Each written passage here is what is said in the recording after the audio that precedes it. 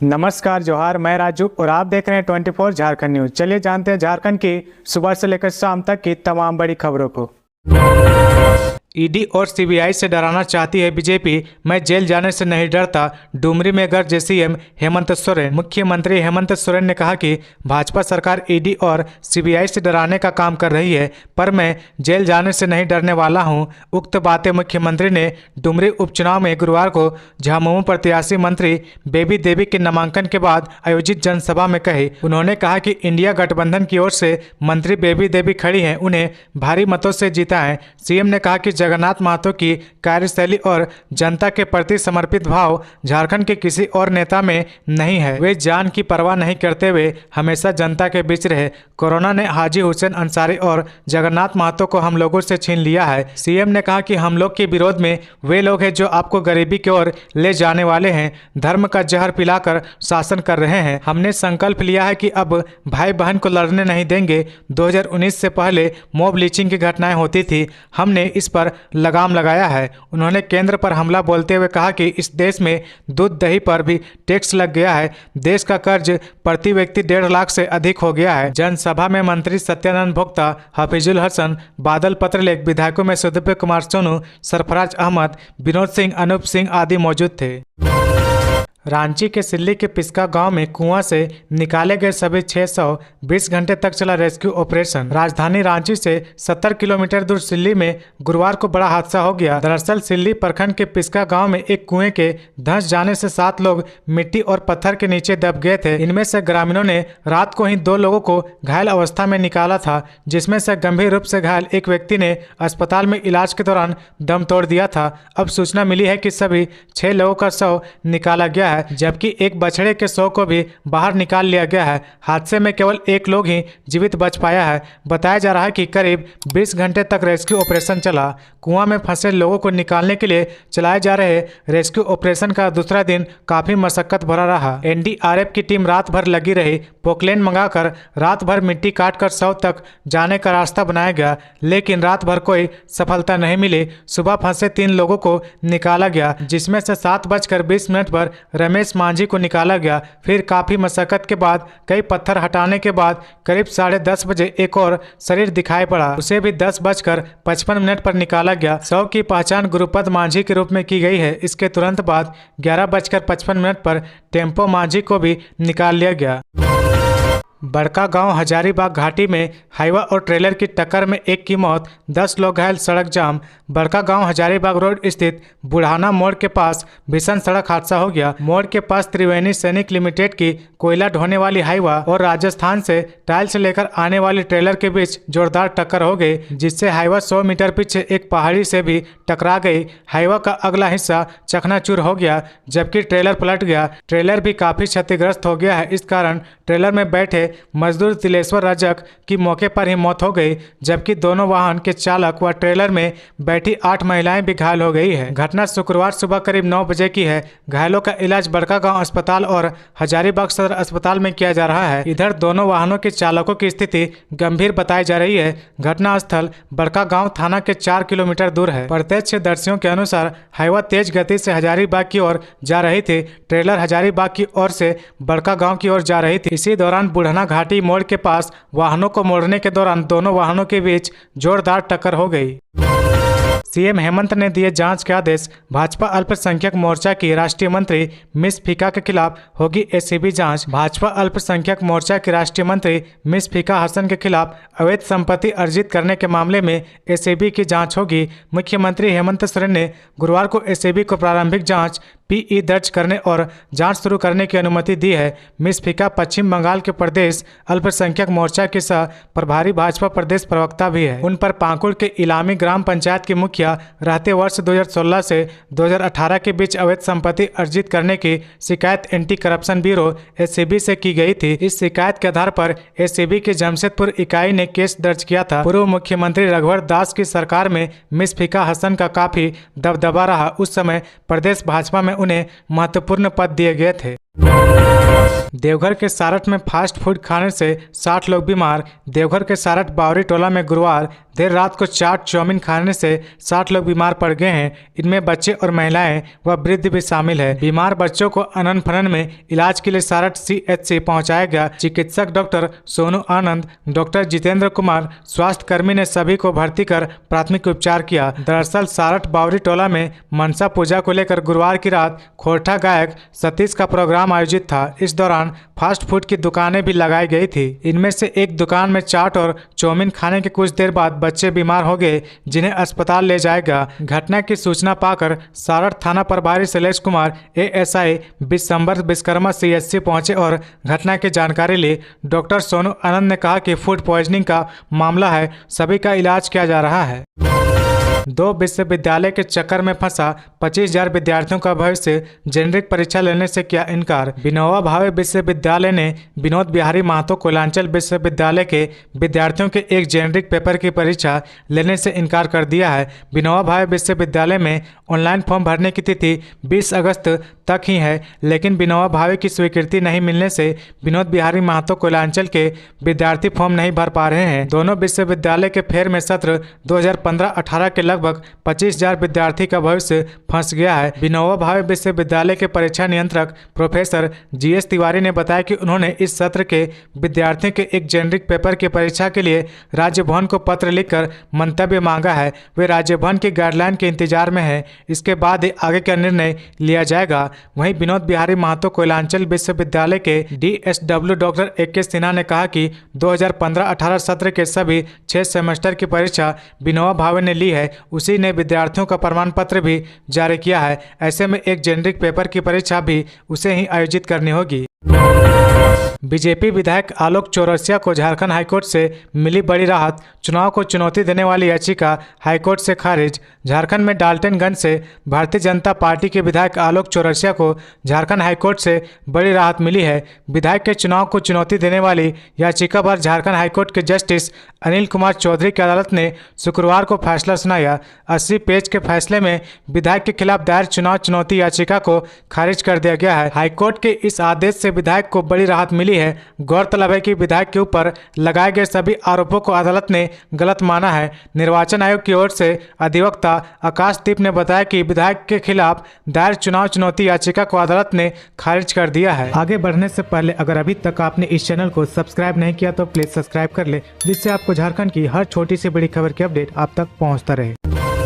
देवघर के 25,000 राशन कार्डधारी नहीं ले रहे अनाज, DC ने दिए जांच के आदेश। PDS एक्ट के तहत होगी कार्रवाई। देवघर जिले में करीब 25,000 राशन कार्डधारी परिवार ऐसे हैं जो कि 6 महीने से लेकर 3 साल से अधिक समय से अनाज का उठाव नहीं कर रहे हैं। इसका खुलासा आपूर्ति विभाग की समीक्षा बैठक के दौरान हुई है। विभाग के अनुसार इस श्रेणी में राष्ट्रीय खाद्य सुरक्षा व राज्य खाद्य सुरक्षा योजना से जुड़े ग्रीन राशन कार्डधारी परिवार भी शामिल है। इसे लेकर अब पूरे मामले की जाँच कराई जाएगी। इस संबंध में DC विशाल सागर ने आदेश जारी कर दिया है। DC ने कहा कि आखिर ये लोग अनाज का उठाव क्यों नहीं कर रहे हैं। ऐसे में इतनी बड़ी वैकेंसी बिना कारण के भरे होने का क्या मतलब है, इसकी जांच कर रिपोर्ट देने के लिए कहा गया है। प्राप्त आदेश के आलोक में DSO अमित कुमार ने प्रखंडवार MO को 1 सप्ताह में जांच कर रिपोर्ट देने के लिए कहा गया है। विभागीय आंकड़ों के अनुसार 6 महीने से लेकर 9 महीने तक अनाज का उठाव नहीं करने वाले राशन कार्डधारियों की संख्या 21,000 है, जबकि 12 से 15 महीने तक अनाज उठाव नहीं करने वाले कार्डधारियों की संख्या 3,200 व 3 साल से अधिक समय से अनाज का उठाव नहीं करने वाले की संख्या 107 है।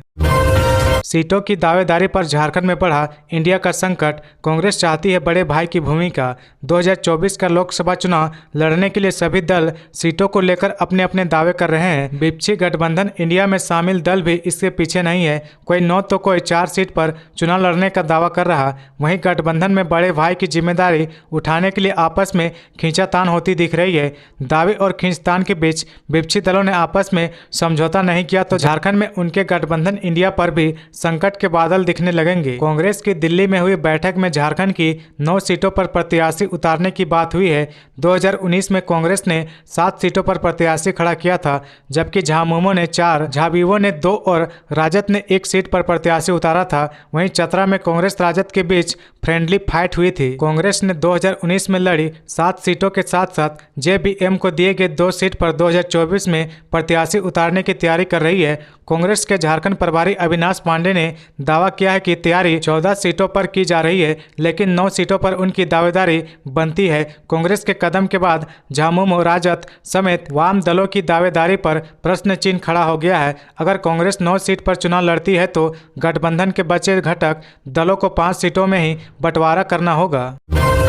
झरिया थाने के पास भिड़े 2 पक्ष, पत्थरबाजी, लाठीचार्ज कर पुलिस ने सबको खदेड़ा। तिरंगा यात्रा के दौरान एक धार्मिक स्थल के निकट नारेबाजी का वीडियो वायरल होने के बाद गुरुवार को झरिया का माहौल काफी गर्म रहा। इसको लेकर गुरुवार को झरिया थाना में प्रभारी प्रियदर्शी आलोक की मौजूदगी में शांति समिति की बैठक हो रही थी। इसी दौरान थाना गेट के समीप 2 पक्ष भिड़ गए। इस पर पुलिस ने सभी को बलपूर्वक खदेड़ दिया। इसके बाद थाना मोड़ के समीप झरिया सिंदरी मुख्य मार्ग पर एक पक्ष ने पत्थरबाजी शुरू कर दी। यह देख वहां पुलिस पहुंची तो सभी भाग गए। पुलिस ने इस दौरान 4 युवकों को हिरासत में लिया है। पत्थरबाजी से कुणाल शाह व गौतम मोदक चोटिल हो गए हैं। वीडियो वायरल करने के आरोपी में 7 युवकों को निजी मुचलके पर छोड़ दिया गया है।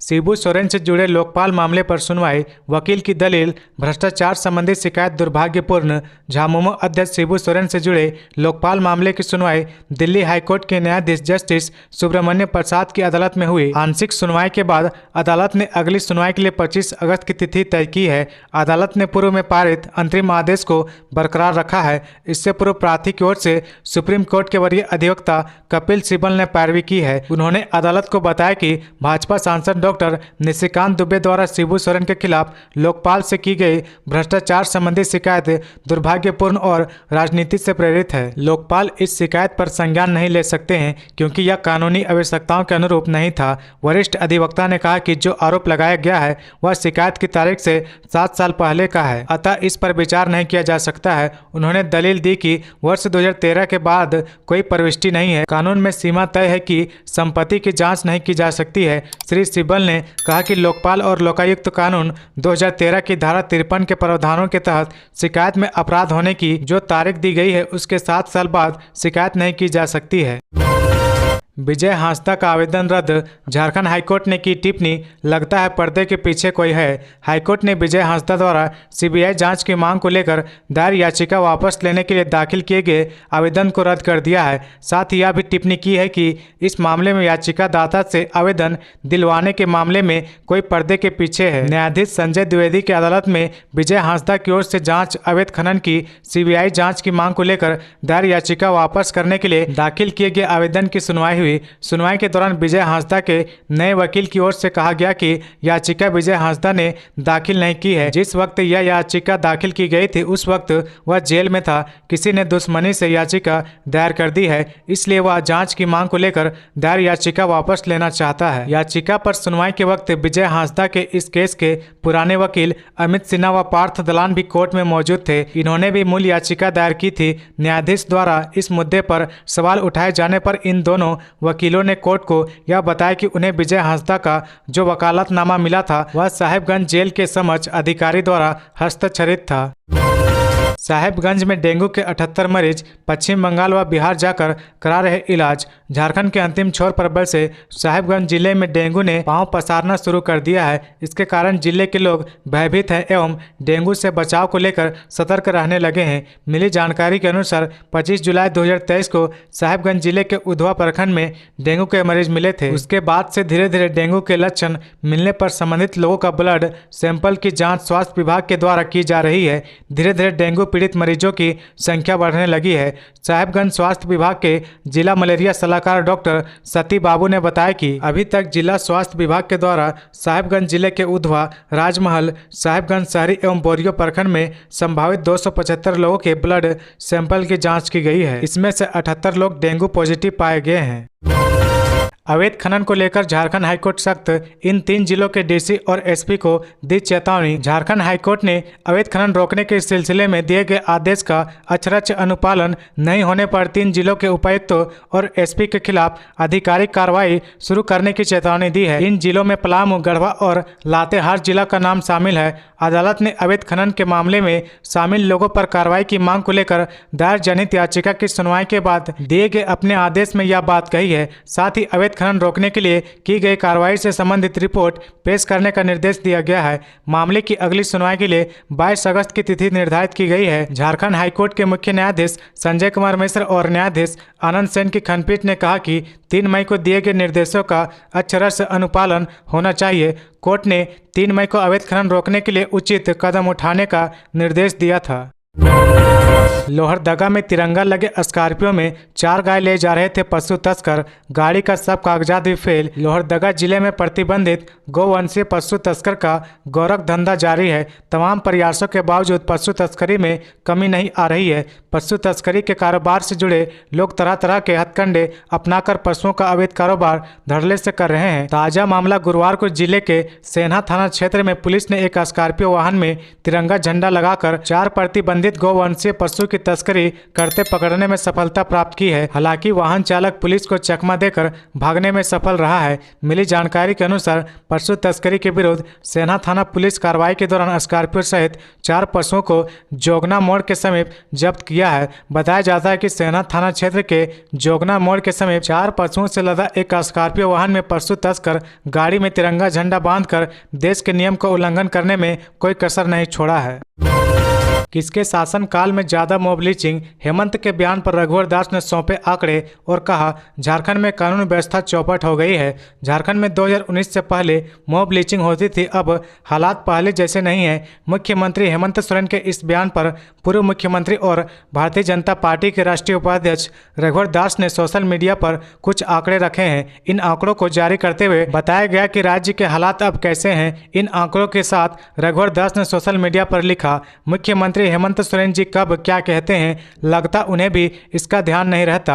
मॉब लिंचिंग पर दिया गया मुख्यमंत्री जी का यह गैर जिम्मेदारी बयान उनकी जानकारी और समझ पर प्रश्न चिन्ह खड़ा करता है। रघुवर दास ने लिखा, कभी झारखंड को लिंचिंग पेड कहकर पूरे देश में बदनाम करने वाले हेमंत जी के राज्य में मॉब लिंचिंग की घटनाएं बढ़ी है। उनकी याददाश्त को ठीक करने के लिए बता दूं कि रुपेश पांडे और संजू प्रधान की मॉब लिंचिंग पूरा देश नहीं भूला है। आज आपके कमजोर नेतृत्व के कारण झारखंड की कानून व्यवस्था की स्थिति चौपट हो गई है। आप झूठ बोलते फिरते हैं।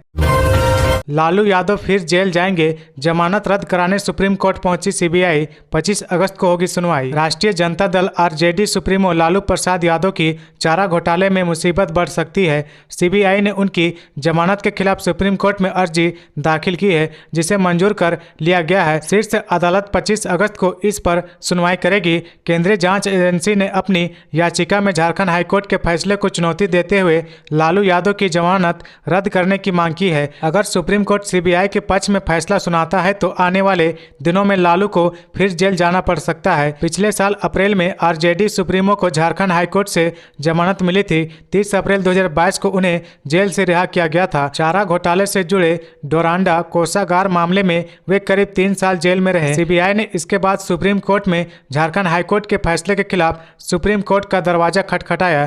शीर्ष अदालत अब इस पर सुनवाई के लिए तैयार हो गई है। अवैध खनन का पैसा जाता है, सीएम हेमंत सोरेन की तिजोरी में। साहिबगंज की प्रेस कॉन्फ्रेंस में बोले बाबूलाल मरांडी, अवैध खनन का पैसा जाता है सीएम हेमंत सोरेन की तिजोरी में। यह बातें भाजपा के प्रदेश अध्यक्ष सूबे के पूर्व मुख्यमंत्री बाबूलाल मरांडी ने शुक्रवार को साहिबगंज परिसदन में आयोजित पत्रकार वार्ता के दौरान मौजूद पत्रकारों से कहे। उन्होंने कहा कि सरकार पूरी तरह से भ्रष्टाचार से लिप्त है। 3.5 साल सरकार का हो गया है, वैध खदान बंद करा दिया गया है। पहले अवैध खदान चलती थी, प्रदेश में बालू व पत्थर का लूट हो रहा है। सरकार को आड़े हाथे लेते हुए बाबूलाल ने कहा, झारखंड में हर स्तर पर भ्रष्टाचार है। सरकारी कार्यालय जैसे प्रखंड कार्यालय, अंचल कार्यालय, थाना सहित कई कार्यालयों में अपना काम कराने के लिए गए जनताओं से ऑफिसर काम के बदले पैसा मांगते हैं। जनताओं से ऑफिसर खुलकर बोलते हैं काम कराना है तो पैसा देना होगा। परिवारवाद लोकतंत्र को खराब कर रहा सोरेन परिवार पैसे के लिए राजनीति करते हैं। तो ये थी आज की झारखंड की टॉप बड़ी खबरें। इसी तरह झारखंड की हर छोटी सी बड़ी खबर देखने के लिए आप हमारे चैनल 24 झारखंड न्यूज को सब्सक्राइब करके बेल आइकन प्रेस कर ले, जिससे आपको झारखंड की हर छोटी सी बड़ी खबर की अपडेट आप तक पहुंचता रहे। तो आज के लिए बस इतना ही, हमें दीजिए इजाजत, फिर मिलते हैं नेक्स्ट न्यूज में।